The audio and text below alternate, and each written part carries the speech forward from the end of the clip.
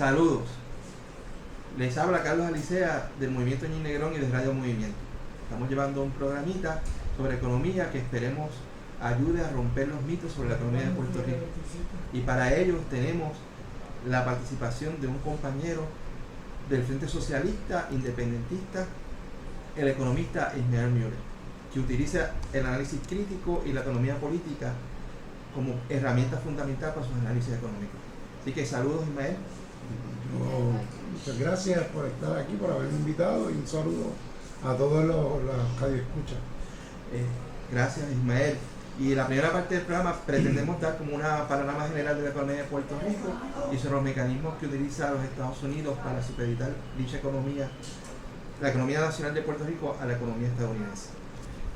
Así que la primera pregunta, Ismael, ¿qué mecanismo utiliza los Estados Unidos para someter e imponer su economía sobre la economía de Puerto Rico? Bueno, la economía norteamericana mantiene un control sobre la economía de Puerto Rico de varias formas, y básicamente simplemente a través de las leyes federales que impone el Congreso de los Estados Unidos sobre Puerto Rico. Hay varias leyes que son diseñadas con el propósito exclusivo de someter la economía de Puerto Rico a las necesidades de la economía norteamericana.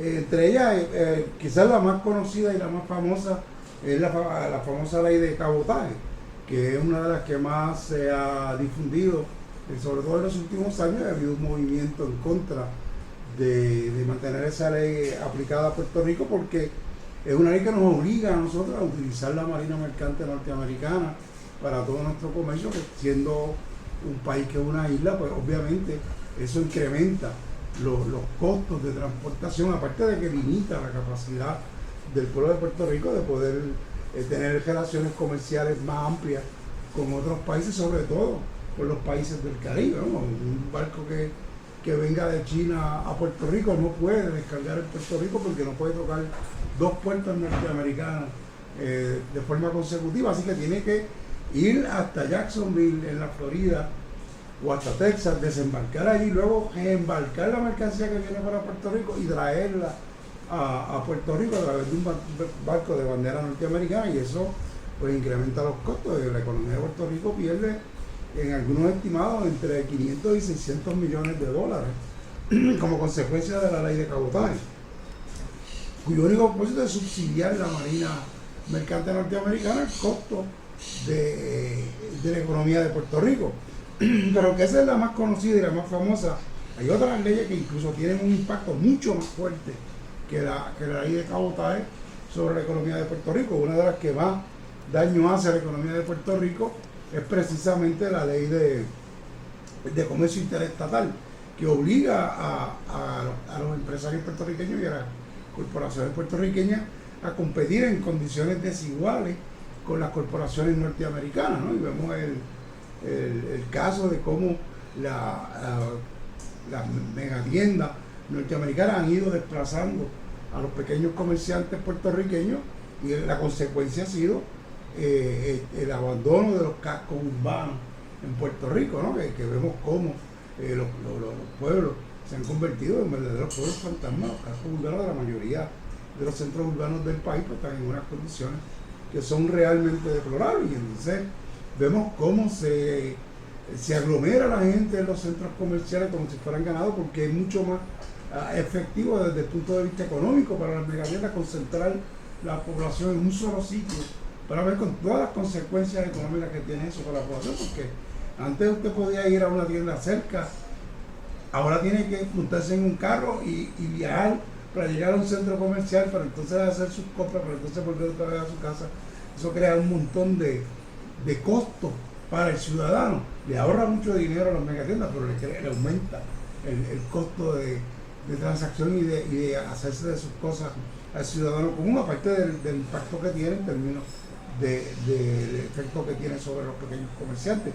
Pero también hay otras, por ejemplo, las regulaciones de las agencias federales, ¿no? Como OSHA y otras agencias federales que normalmente intervienen en nuestra economía, pero siempre a favor de los intereses de las compañías norteamericanas y siempre en contra de los intereses económicos de Puerto Rico. Y para poner un ejemplo, quizás el más más claros que hemos visto en los últimos años, en el caso de Pollos Picuí, de la industria de pollos pajilleros en Puerto Rico, que era una industria que llegó a generar que el 68% de la producción de carne de pollo pajillero en Puerto Rico y fue una empresa bastante exitosa en términos económicos, que tenía un impacto positivo en términos económicos. Sin embargo, vemos como la Food and Drug Administration interviene y manda a cejar una de las principales fábricas de procesamiento de pollos en Puerto Rico, que es Pollos Picuí, creando todo un desastre económico, porque al no poder procesar los pollos se perdieron más de 30,000 pollos en Puerto Rico, y eso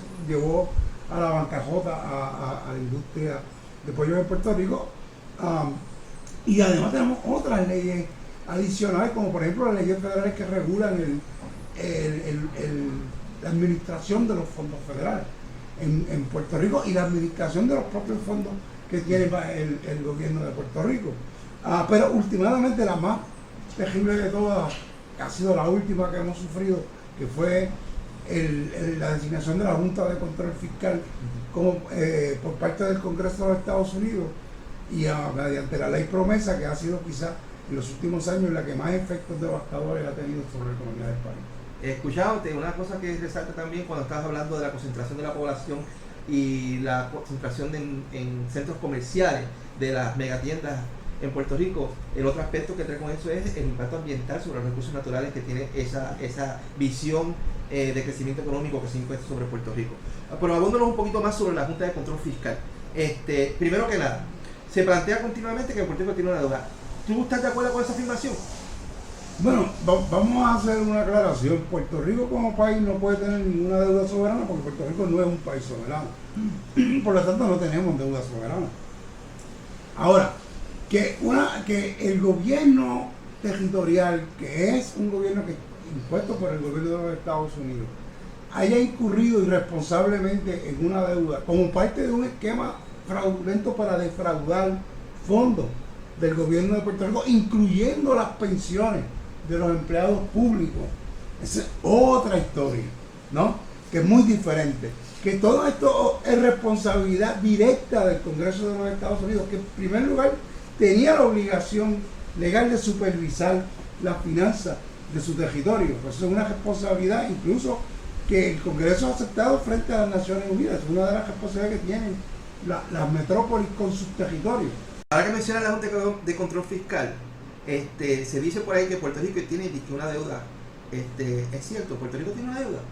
Bueno, el pueblo de Puerto Rico no puede tener una deuda, y mucho menos una deuda soberana como la que se le está tratando de adjudicar, porque para empezar Puerto Rico no tiene soberanía, por lo tanto no tiene standing, no tiene autoridad para estar emitiendo ningún tipo de deuda. Que el gobierno de Puerto Rico, en representación del Congreso de los Estados Unidos, haya incurrido en una política fiscal y financiera totalmente irresponsable y fraudulenta para apropiarse ilegalmente de los fondos del pueblo de Puerto Rico, incluyendo los fondos de retiro de los empleados públicos. Eso es otra historia que se puede analizar con más calma y con más detenimiento, porque para empezar, la responsabilidad de esa deuda es completamente del Congreso de los Estados Unidos.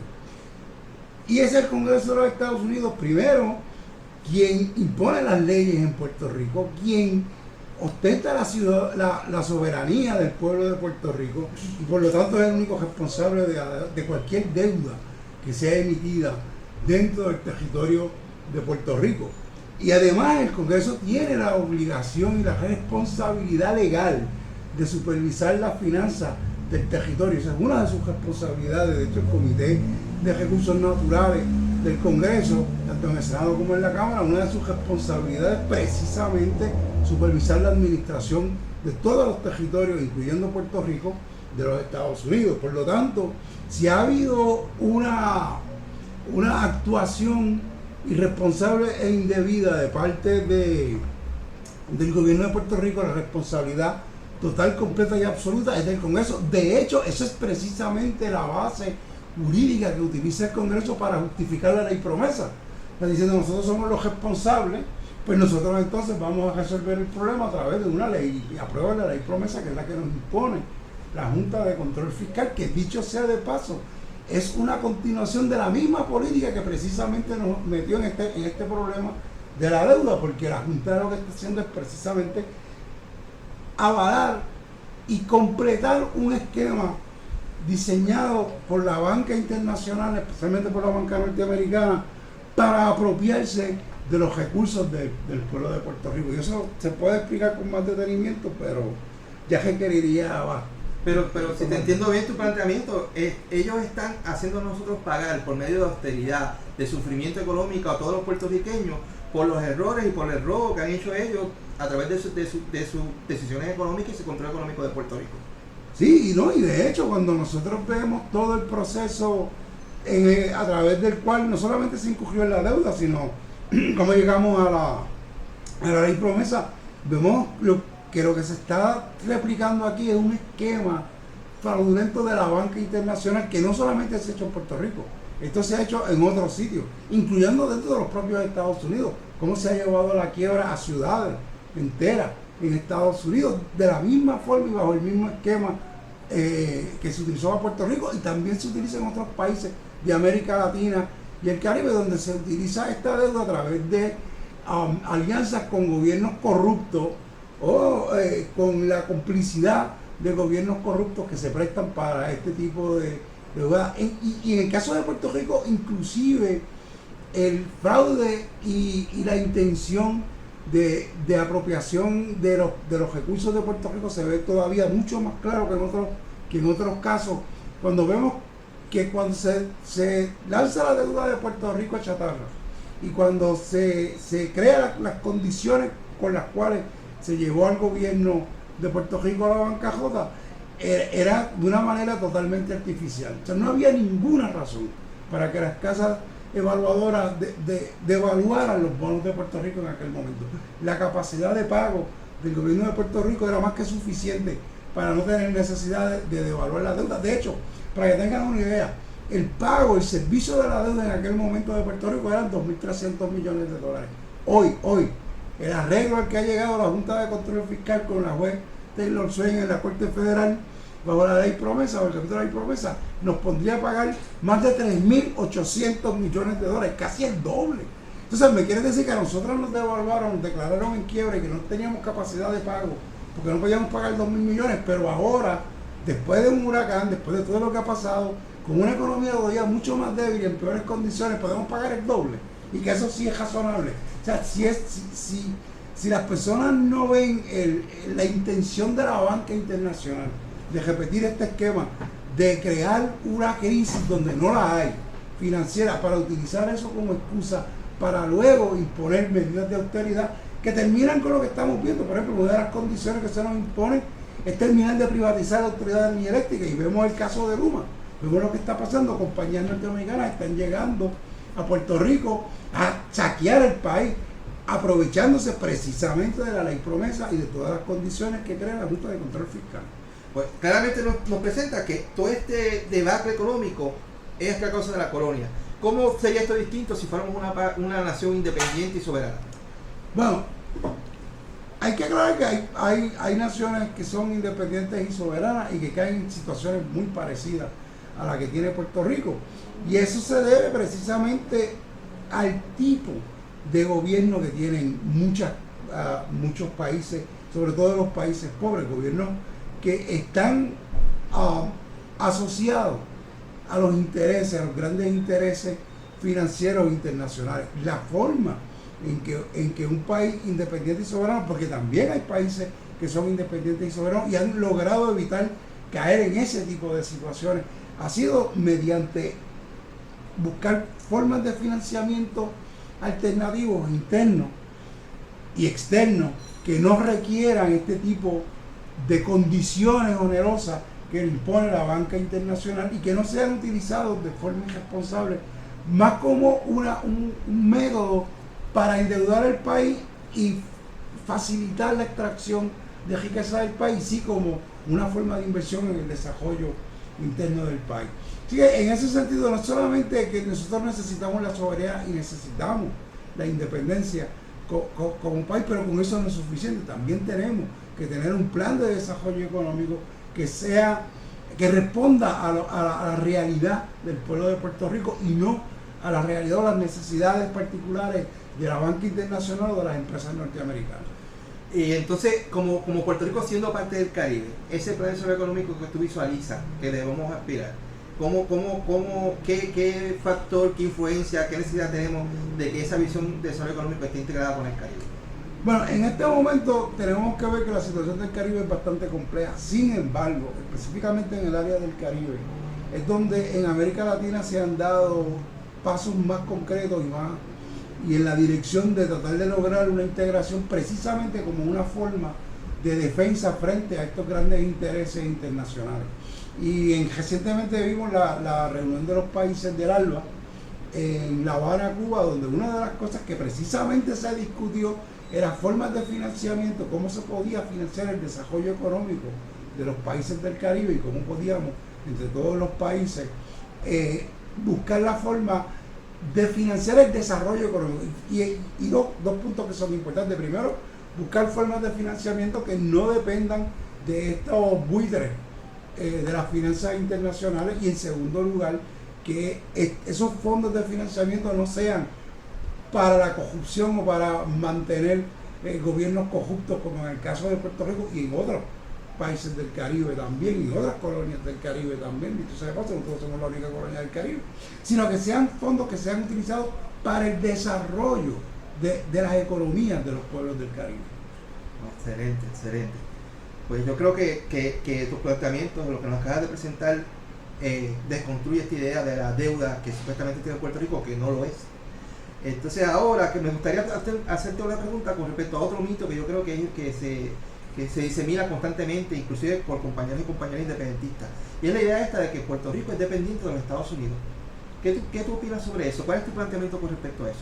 Bueno, primero que nada hay que aclarar lo que en economía, porque en economía sí se utiliza la palabra dependencia, pero en el caso de la economía se utiliza con un significado muy distinto al que le quieren dar los políticos y los medios.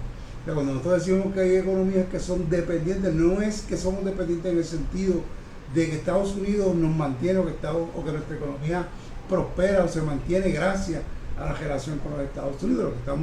Lo que los economistas decimos cuando decimos que es una economía dependiente es que el desarrollo económico de nuestro país depende de las decisiones que se tomen en Estados Unidos y depende de las necesidades particulares de la economía norteamericana y no responde entonces a las necesidades de la economía de Puerto Rico.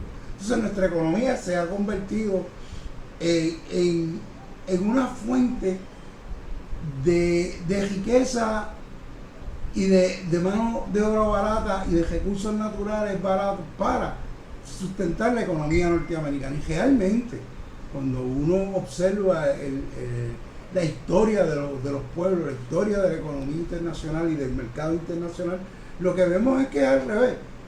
Históricamente los imperios y los países ricos han regado este mito, ¿no?, de que hay que controlar a otros países o para justificar su intervención en otros países. En el caso de España decía que era para regar el cristianismo y salvar las almas de los pueblos. Los ingleses decían que era para dispersar la civilización y llevar la civilización a los pueblos salvajes. En el caso de Estados Unidos es porque quieren llevar la democracia, ¿no? Y ahora la historia es que vienen a traer el desarrollo económico, después de 200 años ahora que van a traer el desarrollo económico, pero la realidad es que los imperios no tienen colonias para ayudarlas, las tienen para explotarlas.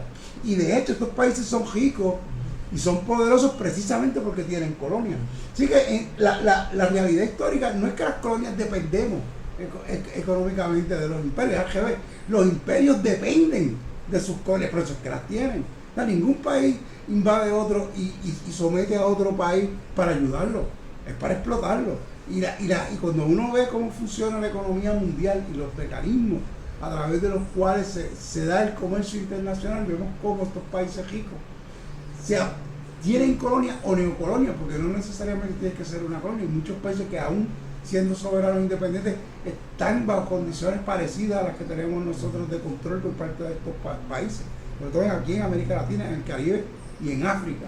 O sobre todo, que es uno de los continentes que más ha sufrido este tipo de explotación, pero lo que vemos es que realmente son países que se han desarrollado y han logrado llegar a unos niveles de riqueza gracias a la explotación de esas colonias. O sea, podemos decir que Estados Unidos depende más de nosotros de lo que nosotros podríamos depender de ellos, y eso podríamos abundar en términos de cómo la economía de Puerto Rico, cómo Puerto Rico sustenta la economía norteamericana y no como la gente piensa que es al revés. Y nos puedes dar por lo menos, al menos un ejemplo de eso mismo, de eso que acabas de decir, de cómo es que la economía de Puerto Rico subsidia a la economía estadounidense. A poner un ejemplo para que la gente empiece a preguntarse. Quizás uno de los ejemplos más obvios es uno de los que habíamos planteado ahorita, es a través de las leyes de comercio interestatal.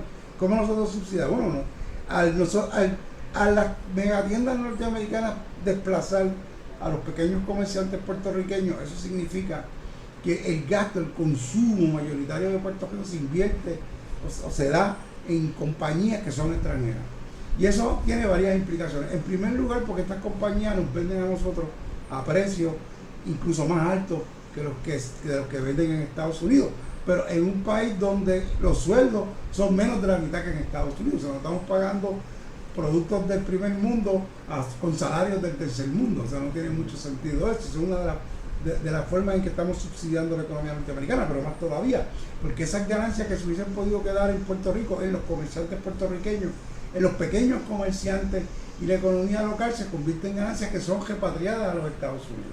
Estamos hablando de una cantidad que realmente es deja a uno con la boca abierta. O sea, las compañías norteamericanas, la última cifra que tenemos oficial, que es 2016-2017, repatriaron en ganancias nada más sobre 35 mil millones de dólares a los Estados Unidos. Eso es una tercera parte de toda la economía y toda la riqueza que se genera en Puerto Rico en un año. O sea que de cada $3 que los puertorriqueños producimos, uno termina en la economía norteamericana y subsidiando la economía norteamericana. De hecho, hay un estudio del compañero Paco Cata, economista muy bueno, que calculó que la economía de Puerto Rico genera en la economía norteamericana sobre 800,000 empleos directos.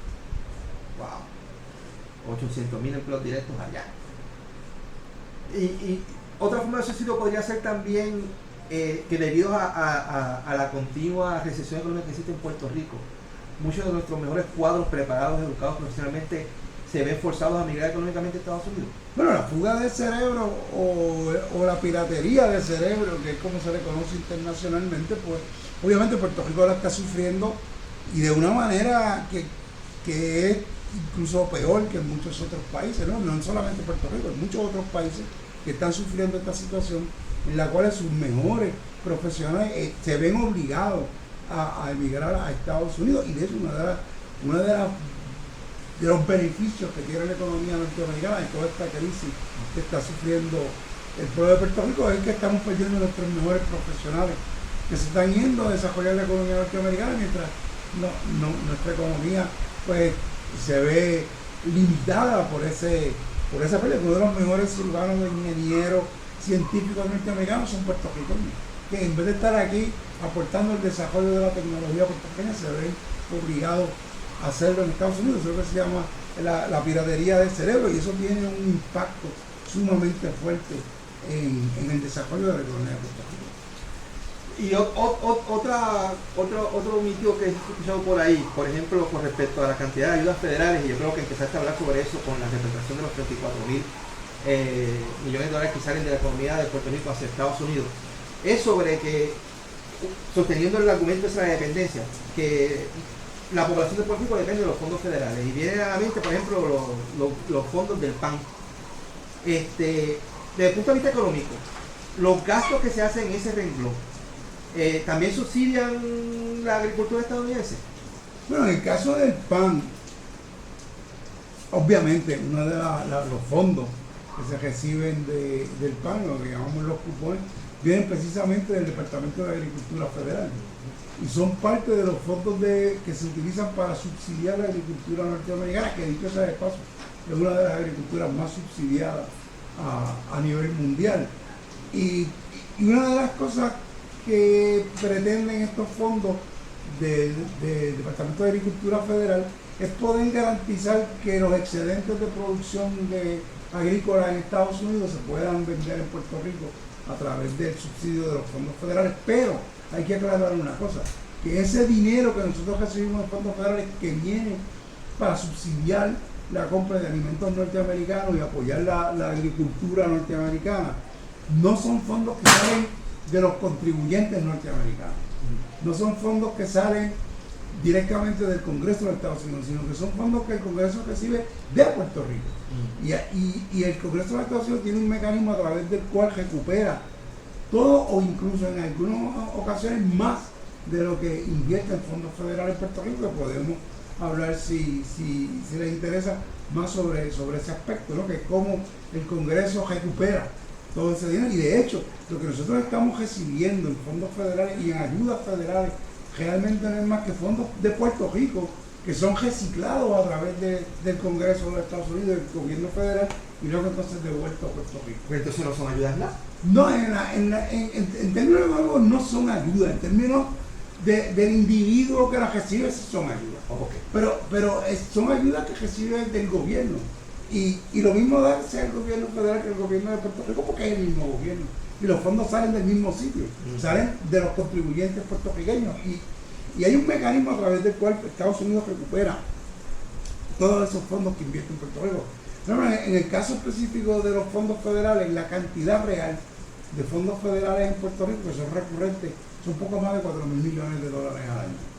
Eso es aproximadamente el 3% de toda la economía del país, de toda la riqueza del país, o sea que es bastante pequeño, es realmente, a pesar de que no es una cantidad grande, claro, tiene un impacto en términos de las personas más pobres en ese sector, y una cantidad pequeña, pero cuando se aplica a personas que están en extrema necesidad de pobreza, pues claro, tiene un impacto fuerte en ese sentido. Pero aparte de que podemos decir que una cantidad realmente ínfima de fondo de lo que nosotros recibimos, y como decían en el campo, para la leche que da la vaca que se la toma el becerro, ¿no? En ese sentido podemos decir que esa es la importancia de esos fondos. Pero esos fondos son recuperados a través de un mecanismo que es lo que se llama la sección 30A del Código de Rentas Internas Federal, que se aplica a Puerto Rico, que es un mecanismo que se aplica precisamente a países extranjeros. Porque para efectos del Congreso y para efectos contributivos, Puerto Rico es un país extranjero, ni siquiera lo consideran un territorio de los Estados Unidos. Eso es parte del doble juego que tiene el Congreso. Cuando les conviene somos ciudadanos, cuando les conviene no somos ciudadanos, cuando les conviene somos parte, cuando les conviene no somos parte. No son uno de los problemas de Colombia. Pero a través de esa sección, las compañías norteamericanas que no pagan contribuciones en Puerto Rico, las pagan en los Estados Unidos. Eso quiere decir que cada vez que el gobierno de Puerto Rico le da exención contributiva a una corporación extranjera, lo que está haciendo es desviando ese dinero de contribuciones directamente al Fondo General del Gobierno de los Estados Unidos, al gobierno federal. Porque si no los pagan aquí, los tienen que pagar allá. Porque, de hecho, la sección 30 lo que dice es que todo lo que las compañías norteamericanas paguen en contribución en Puerto Rico se les considera como exención en Estados Unidos. Pero si se le da esa exención en Puerto Rico, entonces la pierden en Estados Unidos. El General Accounting Office del Congreso de Estados Unidos, en su último informe de 2016, estableció que ni siquiera pudo establecer qué cantidad recupera el Congreso de los Estados Unidos y el gobierno federal en fondos federales a través de ese mecanismo que se utiliza de la sección 30A. Pero estimó que por lo menos no debían ser menos de 6.000 millones de dólares al año. O sea que estamos hablando de que el Congreso no aprueba y nos estruja en la cara, los políticos de que nos estrujan en la cara, que nos dan 4.000 millones de dólares al año, pero reciben 6.000 millones de dólares en subsidios aprobados por el propio gobierno. Pues esos mismos políticos que le están diciendo a la gente, besarle los pies al gobierno federal porque te están dando un cheque miserable para que puedas completar la compra de la semana, son los mismos políticos que están aprobando leyes que le permiten al Congreso de los Estados Unidos apropiarse de sobre 6.000 millones de dólares todos los años de contribuciones que se supone que se pagan en Puerto Rico y que le pertenecen al pueblo de Puerto Rico. O sea que el negocio que donde es para ellos, no es para nosotros. Siempre, por eso somos colonia. ¿Para qué uno tiene una colonia? Precisamente para eso, ¿no? Wow, que yo creo que ha sido clarificador todos estos puntos. Esta primera parte del programa, Ismael, vamos a seguir una segunda parte con este programa Y de verdad que yo creo que a los compañeros que vean esto y compañeras se van a dar cuenta de que esto es una mentira, el negocio es para los gringos, no es para nosotros. Te agradezco mucho, Ismael, tu intervención en esta primera parte del programa y nos veremos en el próximo programa. Muchas gracias. Gracias a usted.